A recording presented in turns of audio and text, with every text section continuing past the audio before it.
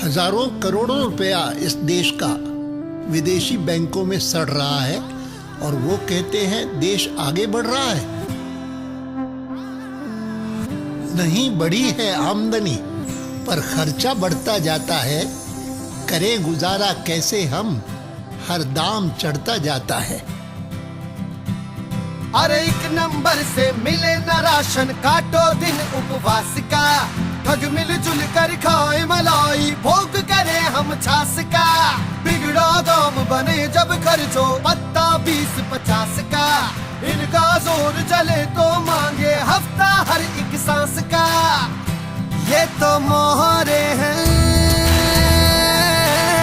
लुटेरे तो सब ऊपर हैं, मुल्क बेच के लाखों करोड़ों खा गए, बस उनको न छोड़ेंगे, अब बस पूरा हिसाब लेंगे, अब बस। महानायक हम सब लोगों के प्रेरणा स्रोत श्रद्धे अडवाणी जी एक समय में राष्ट्रीय एकता यात्रा करते हुए लाल चौक में जाकर दुष्ट ताकतों को चुनौती देने वाले काशी क्षेत्र के सांसद महादेव बोल रहे थे ना, तो उतनी अच्छी हर महादेव हुई नहीं, मैं आपको बताऊं। इधर वाले तो बिल्कुल गर्मी के मारे सन्नाटे में आए हुए। एक बार फिर से जरा दोनों हाथ उठाओ और होने दो हर महादेव।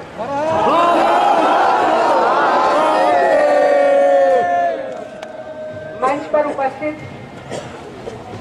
इस देश की राजनीति में ईमानदारी के लिए, राष्ट्रभक्ति के लिए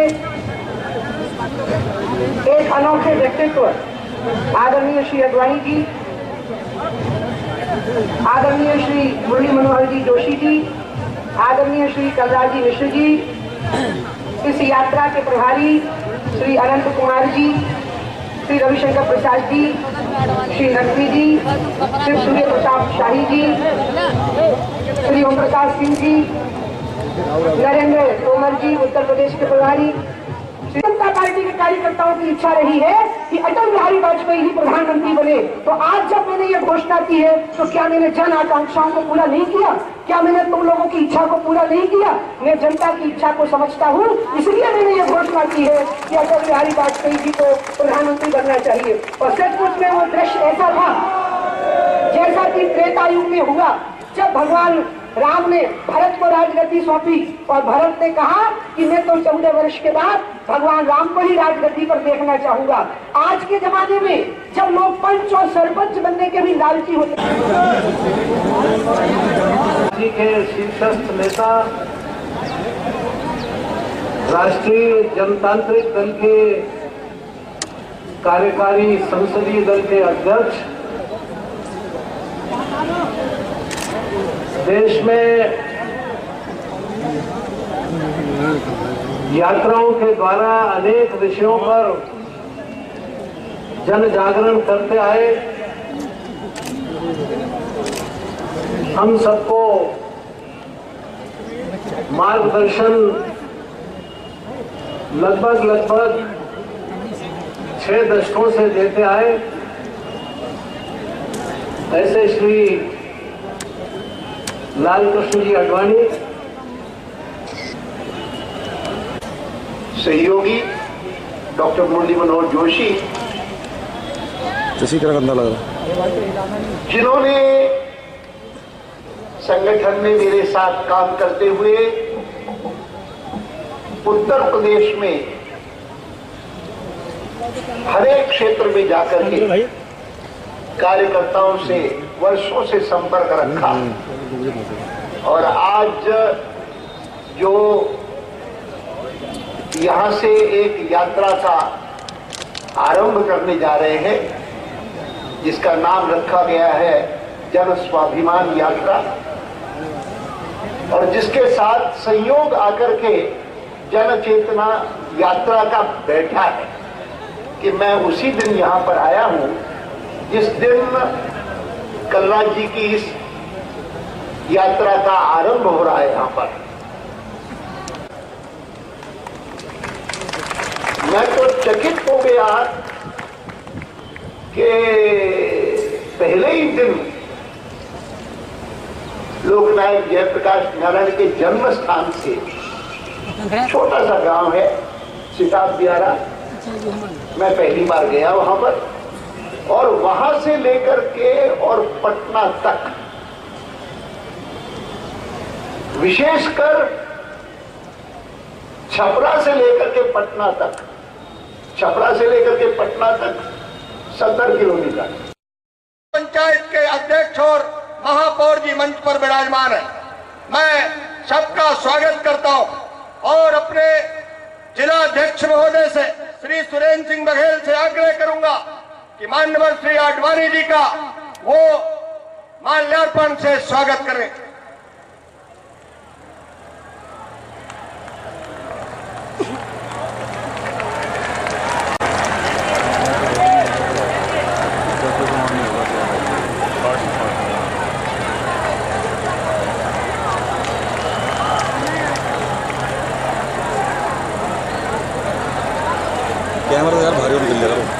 मैं जिलाध्यक्ष महोदय से आग्रह करूंगा कि वो मान्यवर मुख्यमंत्री जी का माल्यार्पण से स्वागत करें। मान्यवर अनंत कुमार जी का,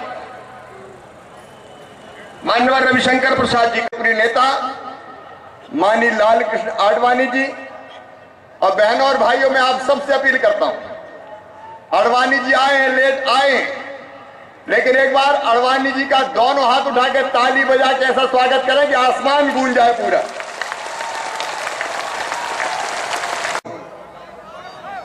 यहां के लोकप्रिय मुख्यमंत्री श्री शिवराज सिंह जी चौहान,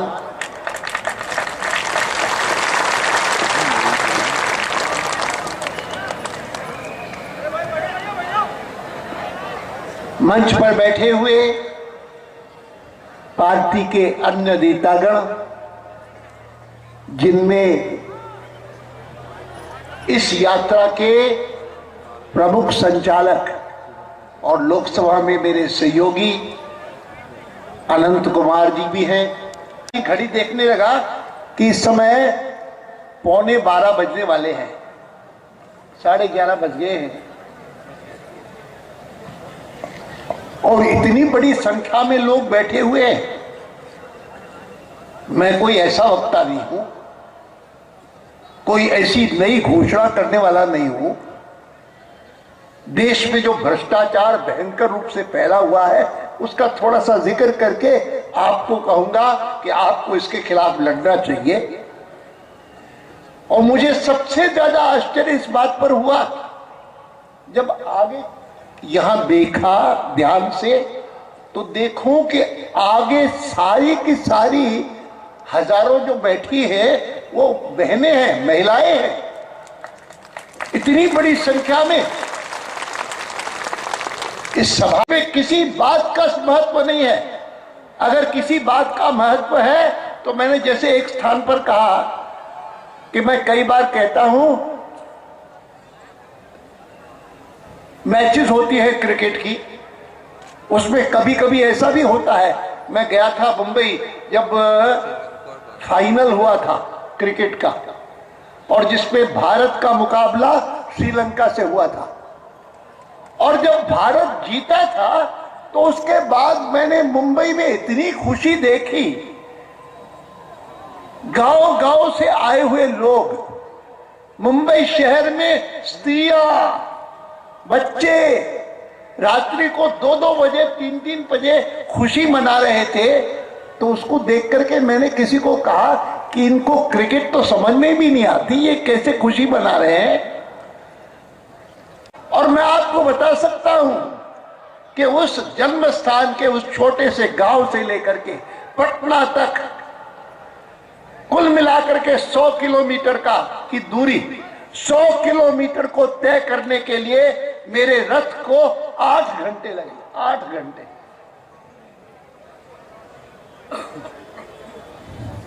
छपरा नाम का एक बड़ा स्थान है जहां पर पक्की सड़क जाती है और वहां से लेकर के और पटना तक 70 किलोमीटर है।